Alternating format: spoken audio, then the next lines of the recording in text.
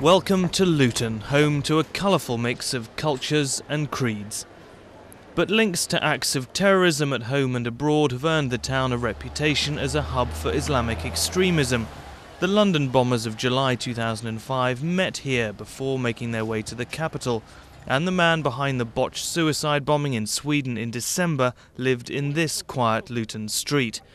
Making matters worse, the anti-extremist group English Defence League are planning to march through the town on Saturday. They formed in response to an anti-war protest made by a group of Islamic demonstrators during the homecoming parade of the Royal Anglian Regiment. People here have had enough. We're a very close-knit community, Luton, and the last thing we want is any sort of trouble or any sort of marches, regardless where the marches are from. People want to get on with their lives. That's it. People are struggling. So people just want to get on with their lives. On Saturday, a massive police presence is expecting to deal with over 10,000 pro- and anti-EDL protesters.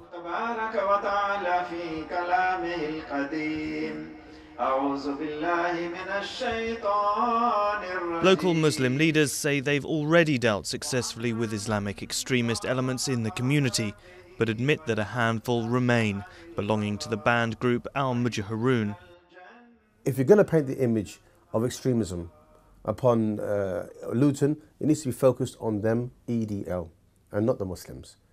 All we have to do is remove the extremists of the EDL, get them out of the picture, get these Muslim extremists and the Muhajirun out of the picture, leave Luton. You'll be back in the 80s and 90s actually, where everything was fine.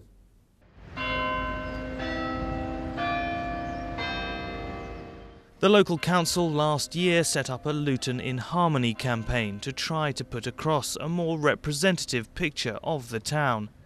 Despite the challenges that we have, despite the difficult national context we're working in, despite the international influences that we know have had an impact on our communities, we still are a town to be proud of. And most of our residents have an affection for the town and feel happy to be living here. And that story needs to be told. A good news story that's unlikely to be heard before the EDL march on Saturday. A tense standoff that will, in the short term at least, keep the much maligned town of Luton in the news for all the wrong reasons.